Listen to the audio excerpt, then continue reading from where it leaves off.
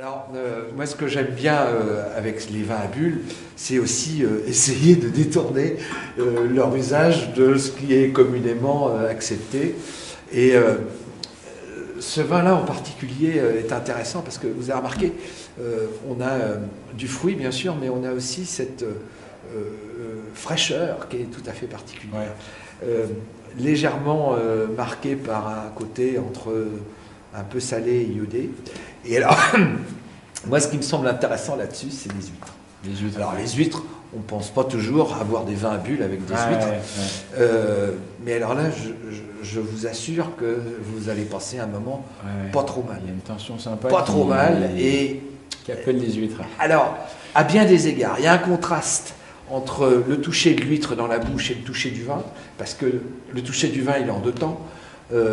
Bien qu'il soit presque simultané, on a d'abord ce sautillement qui va contraster avec la structure de l'huître, et puis juste derrière, et qui va arriver en concordance avec l'huître, ce côté, on va dire, soyeux, caressant.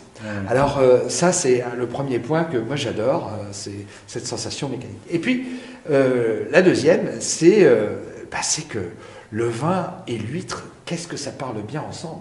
Parce que là, en fait, on a... j'ai pas envie de dire que l'un pousse l'autre, mais c'est que les deux, eh bien, ils sont heureux. Ils sont heureux entre eux, et puis nous aussi, par la même occasion. Ouais, c'est un bonheur de vous écouter parler, parce que moi, je suis bouche bée, je vous écoute depuis tout à l'heure, c'est super. Alors, voilà, c'est une autre chose avec laquelle on peut s'amuser. Alors, naturellement, il y a d'autres accords également improbables, notamment avec des fromages à croûte lavée. J'ai pensé à ça. Ouais, alors, avec des fromages à croûte lavée plutôt jeunes. Hein. Plutôt jeune, puisqu'on est sur un vin qui n'est pas très vieux non plus, qui est plutôt dans la fraîcheur et le fruit.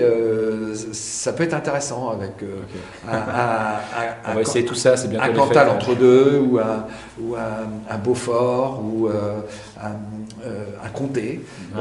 Ça peut être intéressant, même sur le Morbier aussi, ça peut être intéressant. Super, génial. Donc tout ça, c'est pour agrémenter. On peut faire des soirées avec que du Vouvray, que des fromages. Il y a de quoi bien s'amuser. Merci beaucoup Alexandre pour toute cette merci pour votre visite.